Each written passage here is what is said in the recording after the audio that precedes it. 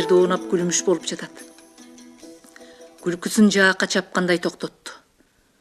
Оттук чагып, тамеки күйгүздү. Жылтыратып 2-3 курдай сорду. Бир жака шашып аткандай тереңилеп тартып алды. Анан мени көздөй көчүгү менен жылды. Жуурканымды ачты. Ойна койдум.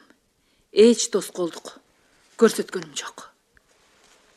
Кален, сен мени атып саласыңбы? Алты ачуусуна булугуп, андай сөздү эч кимден уга элек неме жеп жиберчүдөй турду. Сен мени өлтүрөт турбайсыңбы? Ал тамекисин демеп соруп аткан. Жылаңач көкүрөгүмө кызарып күйүп аткан боборосту басып калды. Муна өлтүр! Бакырып жиберипмин. Алты мени тыбыратып басып жатты. Жедеп тамекинин чогуу өчкөн соң көкүрөгүм ныгыра таянып шашылбай өйдө турду. Аңгыча көйнөк дамбалчан, тондорун жамынганы бар карагайчылар орундарынан туруп дарбып келишти. Мен жүрөгүмө чок түшүп кеткендей, көкүрөгүмдү тытмалап, ыйлап жаттым. Тигилер кирери менен алты сыртка чыгып кетти. Киргендер эч нерсеге түшүнбөй, далдырап, бирин-бири тиктешет. Жеңим босогодо сурданып карап туруптур. Унчукпай келип көкүрөгүмдү ачты. Тамекинин өчкөн гүлү бармак басым жерде карарып, тегереги ылжырап, сыйрылыптыр. Жеңем ызырынып укмуштай бир кайратка келип, ыйлаба, деди. Ыйлабагын. Анан бул ишке ушу тургандардын баары күнөөлүүдөй текши жуолап, туталанып барып, чыгдан жагдан чылама суз алып, күйүккө сыйпады. Ачышканынан безилдеп чуркап жөнөгүм келди. Бирок чыдадым. Жеңемдин кайраттуу сүрүнөн айбыгып турдум. Акмак, жырткыч, айбан, деди жеңем, ызырынып. Эгегине тийбей калчылдап, өңдөрү түктөйүп, коркуп, шайлообек менен урак улагада турушту. Мусабай үндөбөй келип, күйүктү жарык салып карады. Анан каштарын секирте, кыймылдатып, мурутун шимип, балтанын уңгусундай чоң мурдун эки колдон ууштагылап, Мусабай ачуусу келгенге ушинтет. Бир пас турду да, шарт бурулуп сыртка чыгып кетти. Барып, алтын урду окшойт. Караңгы түндө алтынын өңгүрөгөн үнү алда кайда угулуп жатты. Жаңжал басырып, ар ким жылуу төшөктөрүнө кетишти. Жеңем да унчукпай ордуна жатып алды. Ушу сапар жеңем адатынча өпкө өпкөсүнө батпай ыйлады дедим эле. Бирок жеңем анткен жок.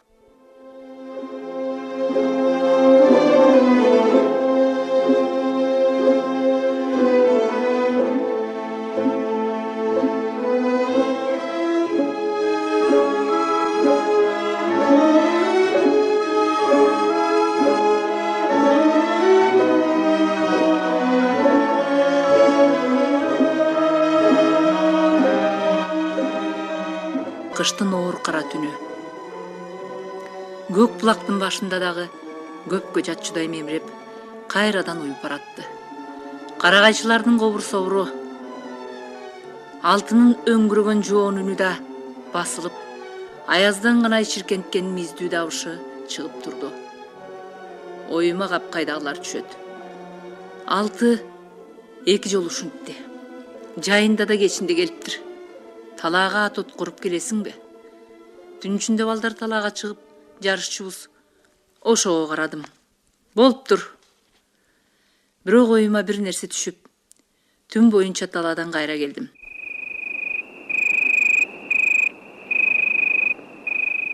Атты көчөнүн башына аркандап салып, корукка жатып аңдыдым. Жылдыз толо терезеге келдим. Какты тыкылдатып, бир кебим бар эле. Ачып койчу, Бул жерден болбойт. Жо, күндүз да ошодо болмок беле. Ачып койсоң. Жок, кетпейм, ашчы. Ачып койсоң эме, дегеле анан ушинтип биттен бетер бир эшикке бир терезеге дедек болуп чуркап, анан адатындай уңураңдап кирди. Жеңем менен далайга жаакташты. Акыры жеңем унчукпай койду окшойт. Сениби, сен шашпа. Муну көрөй, сени. Алты аласасын тийгизе албай жаткансып жаны күйдү. Айласы кетип туруп, акыркы сөзүм бул дегенчелик кылып айтты. Аляркүл дейм, ай сыйың менен ач. Болбособу, эшикти сындырсам да кирем бүгүн. Колумдан келет. Алтыны күчүкчө жанчып, бакка таңып койсом, ай, бирок алым жетпейт да. Алтынын жини жаман. Жинди. Кыжырым аябай келди. Эшикти сындыра албайсың дедим ичимден. Ошол учурда тарс деп, каалга ачылып, илги шыңгыр деп учуп барып, караңгыда кайдадыр түштү. Колума чөгөрө келейин деген ала кеткен орогум тийди. Алты босоого аттап, үйгө келип баратыптыр. Шилтеп калдым. Каалга тарс деди. Алты калдаңдап сыртка чыга качты. Чочула бек жагын карап, бир пас турду да кылмышты үттей жөнөп берди. Абдуллам артын карап коет. Шашып качып баратты. Орогучу менен каалга кадалыптыр. Ат откургон болуп, эртең менен келсем, ыйлаптыр жеңем. Көзү тоодой. Кайда жүрөсүң деди. Мени карабай буруң этип. Ат откоруп, ошо акмак неменин атын откорбой эле койбойсуңбу сен? Унчукканым жок. Жеңем да үндөбөй сүлгүрдүн бир ийининде бир учу менен ары карап алып, чын аяктарды арчый берди. Арчып бүткөн соң чылнарды кармап кыймылсыз мелтиреп турат эле колунан түшүп жиберди. Полго чачырап сынып калды. Сынган чынларды карап дагы турду. Анан шалдая басып барып, керебетке узунунан боортоктой жыгылып уңулдап кирди. Мен эмне дейм? Эчтеке дей алган эмесмин. Менин аяк жагымда баканда күрөң топоздун эти илинип турат. 4 шыйрагы териси жатат. Күрөң топоздун башы 2-3 күнгө дейир улагада турду. Көзү ачык. Көзү чанагынан чыгып кете жаздаптыр. Денесинен ажыраган баш бөө деп тоолонуп жөнөчүдөй сезилет. Күрөң топоз түшмөн кетпей койду. Кубалап эле жүрөт. Жетип сүзү бир кытаарда ойгонуп кутулам. Жүрөгүм оозума тыгылып калат. Өңүмдө көргөндөрүмдүн баары түшүмө кирет. Тамак ашыбыз түгөнүп, жырыраак, жакадан киши каттабайт. Же ысылык жок, жумуш оор. Алты болсо 3 маал башкарманы тилдейт. Сөгөт өзү жырга батат. Буякта асмандын башында ак кор, көк музда ачка өлтүрөбү? Талаада калсын мага десе. Сийдик токтобой калды. Сууктады киши. Калкоздун жумушта бүтмөк беле. Чолок. Алты күрөң топозду мээге чапкан экен. Ийдиш аяк жүктөп келген жоош топоз болчу. Күндүзү кар тээп оттоп, бозонун тобун жеп бош жүрчү. Түнкүсүн үйдөн оочо байгарагайдын түбүндө байланып турат. Мен ага аттардын жеминен уурдап берчүмүн. Күрөң топоз, жакшы топоз. Карагайчылар көз байлана жумуштан кайтышып, кожурашып үйдө отурушкан. Чам карактап жылт-жылт этип от учуп турат. Мен адатымдай күрөң топозго жем уурдап алып барып, ууру жол менен келаткам. Жолуман алты чыкты. Колунда балтасы бар. Эй жер капкыр, эмне кылып жүрөсүң деди. Колумдагы чылапчынды көрүп. Оозума сала бериптир. Гүл төктүм дедим.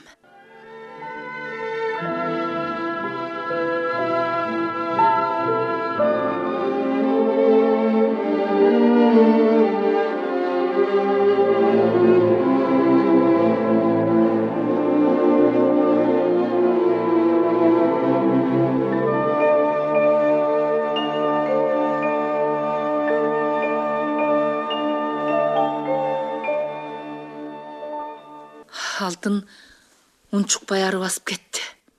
Бир аздан соң топоз бөө деп алды. Анан шымын байланмыш болуп, ышкырып, обон салып, алты ошо жактан басып келди. Күрөң топоз жыгылып жатат. Барсак чын эле сулайып жатат. Чүлүгү мурдун жарып кетиптир. Анда-санда төрт аягы дирт-дирт деп коет. Чөп жегендир, кутургандыр. Ар кимиси ар кандай жоруду. Акыры арам өлтүрбөйлү деп союшту. Байкуш күрөң топоз. Эртеси топоз жыгылган жерде жатыптыр деп балтаны алып келишти. Ошондо араң билип жүрөм. Балтаны алып бараткан десем, алтыдан мурда беркилер чендетпей коюшту. Ок, антип айтчу болбо. Бирөө ишенет, бала-баладай болчу. Күрөң топоздун этин жеп отуруп, алты мактаныч кылгансып, мага көзүн кысат.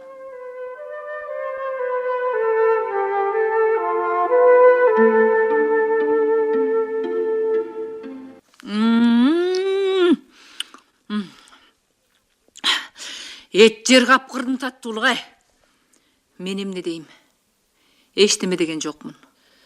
Көргөнүмдү айтсам ишенишпейт. Чогуу отуруп, күрөң топоздун этин жештим. Карагай тарткан аттар жүрбөй калганын угуп, тоодон ат карматып, тамага шалдырып, ошолорду жеткиришип, иш кандай агыбатты экен муну көрөйүн деп сатып алды келиптир. Түндөн чыкканбыз дейт, көк булакка. Күн бат электи келишти. Аттары шалтактап тердеп, көк булактын кечки аязына киргенде, соорларына бубак туруп, текши буурлала ак кирпик. Сатып алды жылуу кийиниптир. Тумак, ичик, бутунда кийиз өтүк. Эл жумуштан текши келип бүткөн соң, боз үйдө коломтонун тегеректей отурушуп, жакшы ачыган бозодон бир чанач байлана келиптир. Аны жылыттырып, ак чийдеги жаңылыктарды терип сурашып, карагайчылар өз жайыбызды айтып отурдук.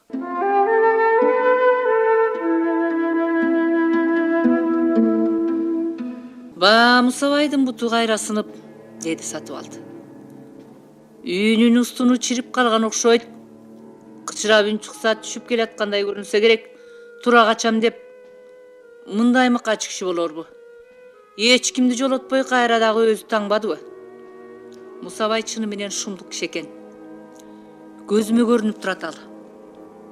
Ойго түшкөн карагайларды жыйнап атканбыз. Түшкү тамак жакындап, эл чаалыгып калган. Күн тийип турат. Эртеден бери кыйкырып өкүрүп, ал эле ал дешип, биз тартып келген карагайларды калтектеп тоголотуп, биринин үстүнө бирин чыгарып жатышкан. Жаткан карагайдын үстүнө кырка тизилишип, күн чубактап отура калышкан экен. Мен бир карагайды сүйрөтүп келип, жан жиптен чыгарып даярдап койдум. Келиптигилердин катарына отурдум. Ар кими түтөтүп тамек тартышып, абышкалар ыргалып жүрбөй калышыптыр. Мусабай көкүрөк оорулу арык.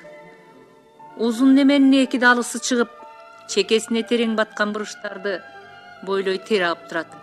Ал терин сүртүүгө да жарабай, ышы саргарып сыртына чыккан эски жаргак тамеке баштыгын чөнтөгүнөн алып чыгып, жаңы эле чылмырап бүткөн.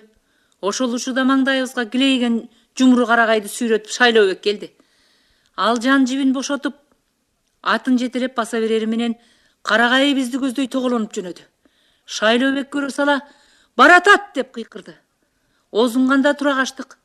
Абышкалар болсо отурган жерлеринде буттарын гана көтөрүүгө үлгүрүшүп, Мусабай бир окумда көтөрүп, бир ботурун көтөрүп алууга үлгүрбөй калган экен, уруп кетти.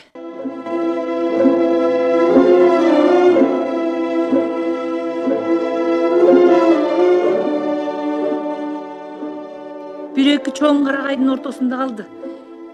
Эмнени копшой алалы? Ошончобуз тырмалаңдап жаттык. Апкарып да алыбыз да келбей. Эй, шашпагыла, деди Мусабай. Карасам эрдин кырча тиштеп турган экен. Ал анткен соң биз да бел байлай түшсөк керек, карагайды калтектеп жылдырып жибердик. Мусабай буту тизесинен ылдый. жап-жалпак болуп, карагайдын бооруна жабышып калыптыр. Былчыраган бутту эч ким да ап кармай албай койду. Ошондо Мусабай өзү: "Эмне турасыңар? Табылга кыйып келгиле" деди.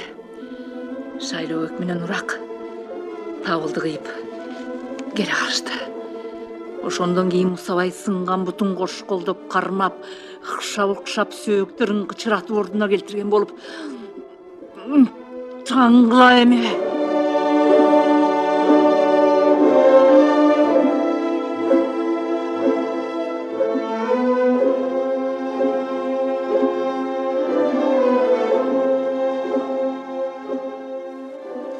Абышкалар Сатыбалдыдан уруштун жайын сурашты эле.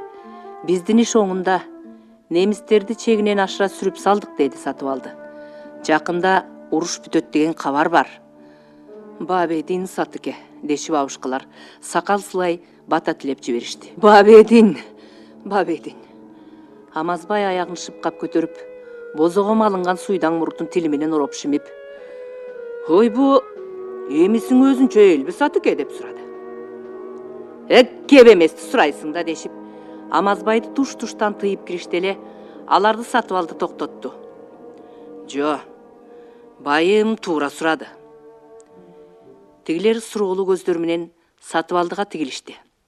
Сатыбалды: "Немис деген өзүнчө эл. Бири калбай жырткыч деш жарабайт. Жакшысы да бар. Жаманы фашисттер. Бизге кол салган ошолор. Эмгекчели биз менен тилектеш" деген сыяктуу сөздөрдү түшүндүрүп келип айтты. "Фашисттер элге да жатпайт, адам деп айтууга да болбойт." Анан урушка кеткен ак чийликтерди айтып: "Мурда күнү жунуштун акынын угуздук" деп күнөөлүдөй үнүн аста чыгарып жер карады. Ол дакка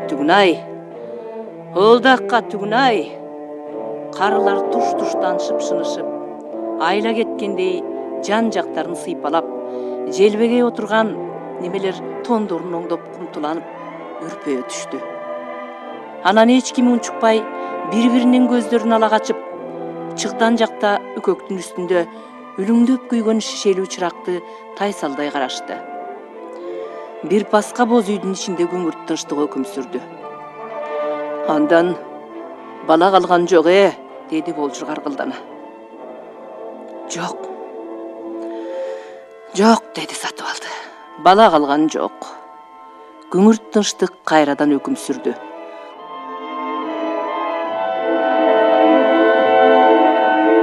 Бу сапар далайга эч ким унчукпады. Дабыркай самсаалап, эрип отко куйруп жаткан коломтодон гана отундун чатыраган үндөрү чыгат. Кургак жалын тулгада асылуу чоң кара казанды өйдө көтөрүп кетчүдөй туш-тушунан алууланат. "Кайраң гана акын, кайраң гана жигит" деп болжур терең үшкүрдү. Чепкенин чөнтөгүнөн жүз арчысын алып пышт этти, мурдун арчыды. Эки көзүн эки жакка жанып алды. Сакалдуу киши көзүнүн кычыктарына жаш толуп, өзүнө өзү ээ болбой, апакай коюу сакалы дирилдеп, коломтону тиктеп тура берди. Сырттан сууп турган аттардын анда-санда ооздук кемиргени угулат. Ажам Жанатан чыгдан жакта отуруп, элге бозо куюп берип атты эле. Жалдырама тийгендей колунан сузгусу түшүп, шалдайып отуруп калыптыр.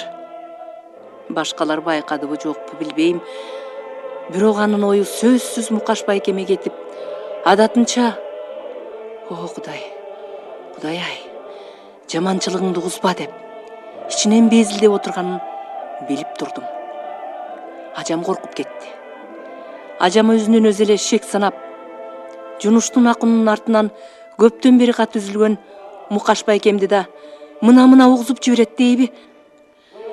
Сатыбалдын оозун улам тиктеп, ордунан тура калчудай коомайсып отурат. Заматта эрдиге бериси түшүптүр. Сатып алды кыраакын эме. Ажамдын түрүн көрө салып, бажактап сөзүн башкага бурду. Баса баяа күздө кеминин аманаты келди деди эле ал. Же аманаттын келгенин сүйүнчүлөгөнү билинбей, же үңкүйө түшкөн элди алаксытканы билинбей, айтарын айтып, күрсүнүп күлүп койду. Ох, кайран аманат десе. Ошондой эркул болчу. Ташка салса талбаган дулдул эмеспи, атаң көр. Рани бекен. Отургандардын арасын дуу аралады. Алар аманаттын уруштан аман келгенине сүйүнбөй эле, кайраны шылдың калгандай болду. Бир дары кадыресе эле каткырык чыгарып күлдү. Болжурчуң атам көздөрүнө жаш толгон калыбында коломтону тиктеп туруп: атанын жаман көргөн уулу түк күтөт деген ошол. Анын немесине күлгөндөйсүңөр, деп койду. Анан улам бири аманаттын кожоруктарын айтып киришти. Аманат атадан жалгыз, өзү кейбир чалыш, ак чийде куйкум чыккан жерден машкедей жыт алып, агүн ошол үйдүн отун суусун алып, эт бышырышып, андан бир тойгонун олжо көрүп жүрө берген, эч кимге зыяны жок, солкулдаган бойдок неме болчу. Уруш күчөгөндөн күчөй берип, айылда эр бүлөдөн эч ким калбай, келин кыздын күнүн аманат эле көрдү деген жарымы жалган, жарымы чынайын кеп да тарап жүргөн. Бир жолу аманатты да аскерге деп чакырып калыптыр. Ага повестке келгенин уккандары бары күлөт. Жага алмайдай аманат, жарабай кайра келе көр деп ырда чыгарышат. Бирок аманат райондон жарадым, 10 күндүк тамагың менен кел деди деп кубаныч менен келгенде, эл оозунда элек бар беле, бир дары аманатты жараткандан кийин бүткөн экенбиз деп, жандан түңүлүшсө бир дары калп 10 күндүк тамак чогултуп кеткен ошентип атат. Мейли деп шылдыңдашат. Атүгүл ошенткендердин бир дары, бирден көмөчүн анда беришет. Барсаң барып кел. Сенин эмнен кетип атты эле. Арысы Фрунзе менен токмокту, бериси балыкчыны көрүп келерсиң. Пароход бекер, машина бекер болгон соң. Аманат энеси менен коштошуп жөнөп кетет. Колу кат билбеген неме да. Кеткенден эле сууга чөккөндөй дымы чыкпай калат. 1 ай өтөт, 6 ай өтөт, 1 жыл өтөт. Аманат дайынсыз. Анан 2-нчи жыл дегенде минтип жага алмайдай болуп өзү келип берип отурат. Көрсө кеби бар экен анын. Аманаттын аскерге жараксыз экендиги, аны жаңылыш жөнөтүшкөндүгү Фрунзеге барганда билинип калат. Билинген соң үйүңө кете бер деп дароо бошотуп жиберет. Аманат бошонорун бошонуп, эми кантип үйгө кетерин билбейт. Адресин сураса, сатып алды колхоз, сатып алды сельсовет дегенден башканы айтпайт. Ошентип кээде Казакстанга, кээде Ош тарапка кирип кетип, 1,5 жыл дегенде көлдүн жүзүн көрөт. Күнгөй тараптан бир аксакал караяга жолугуп, ал көл өрөөнүндөгү айыл кыштакты бүт санап чыгып, ак чийби дегенде, ошол дептир Аманат акең. Карыя Аманаттын кийимин бүтөп, курсагын тойгузуп, эми ак чийиңи бар деп, бараткан бирөөнө табыштап жиберген экен. Аманат анын баарын кайдан айтсын? Жооруган согончогун оң бутуман ранимин деп, ор койгон калыпты айтып, таяк таянып келиптир. Киши көрүнгөн жерде аксаган болуп, ээнде эки жагын каранып, таягын көтөрө коюп, чуркап жөнөгөнүн көрүп калышыптыр. Аманаттын мурдагы кийинки жоруктарын бир сыйра айтып алып, кыйрап күлдүк. Күлүп атып, алтынын ичи түйүлүп, эси жоктун күлгөнү да башка деп, аны бир дары жемелеп. Болжурчуң атам болсо, коломтону тиктеген боюнча башын жерге салып отура берди. Аманаттын жоруктарына да күлгөн жок. Башка кепке да аралашкан жок. Акыры ченде гана. Атанын жаман көргөн уулу түк күтөт деген ошол. Алакчы дүйнө деген ошол, деди, ызаалуу кумсарып.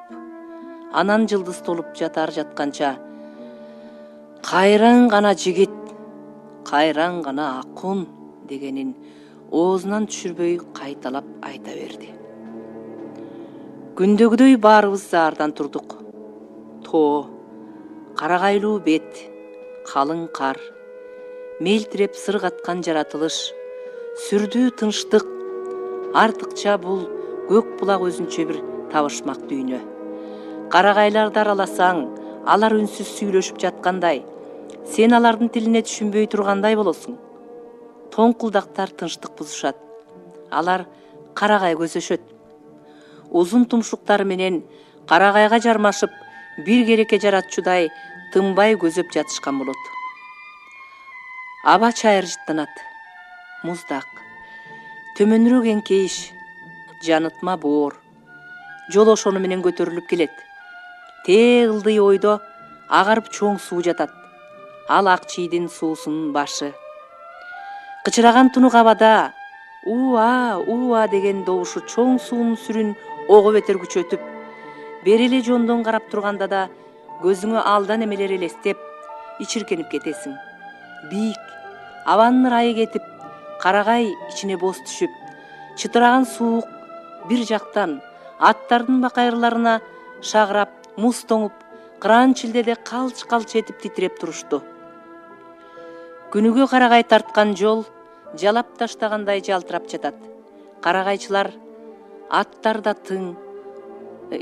Куда кааласа бүгүн жумушарбыйт дешти.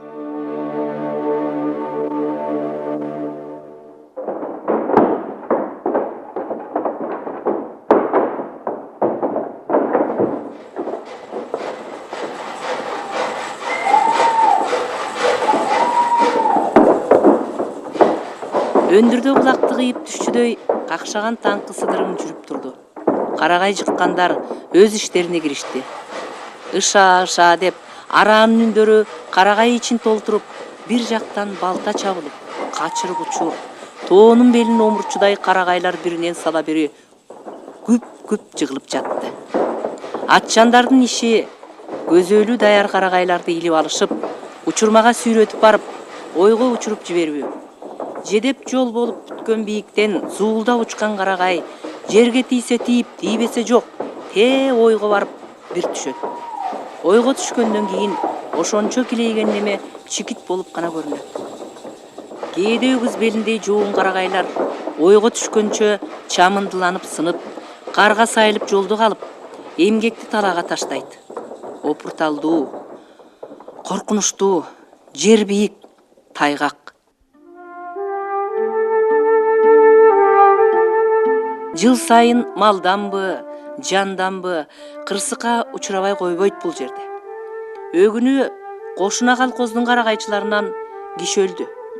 Алар биздин катарыбыздагы кокту да эле. Ат маты менен карагай алып кетиптир. Кабар келип, биз барып жүрөк түшөрүлүк. Карагай кишини ат маты менен жанжып короп, ор койгон аска таштуу бийиктен кулаптыр. Аттын 4 шыйрагын тарамыштары гана кармап турат.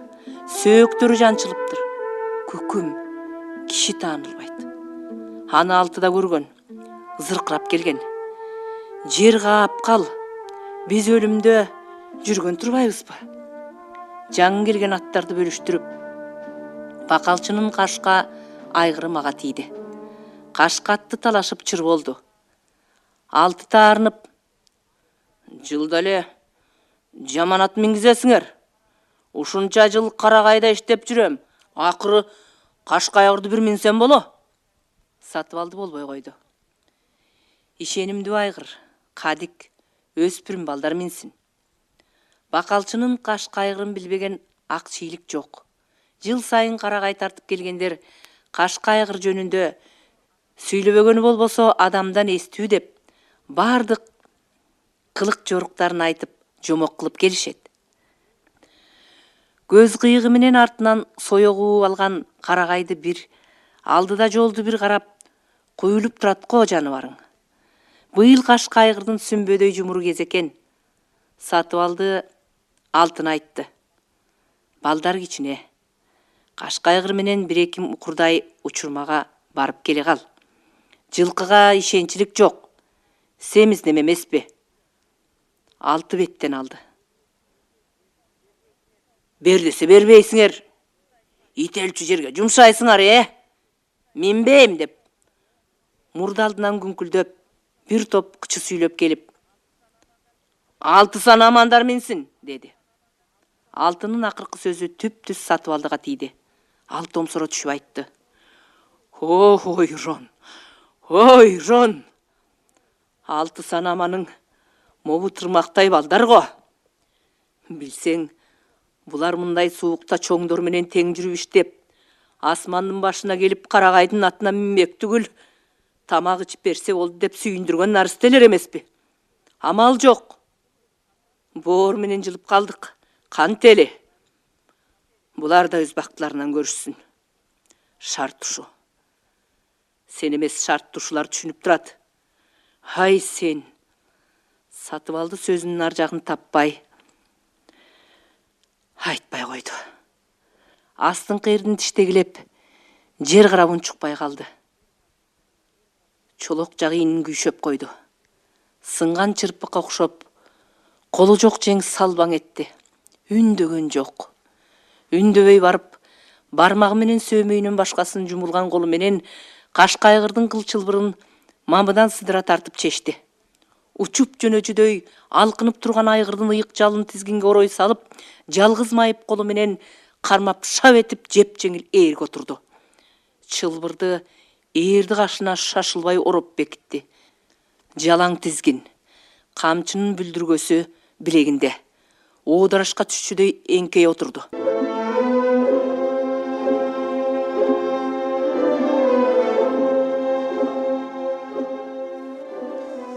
Урматтуу угармандар, сиздер адабиятты уктуруубуздан кыргыз эл акыны Омор Султановдун Ак жол повестин уктуңуздар. Көркөм окуган Шайгуль Алсейитова.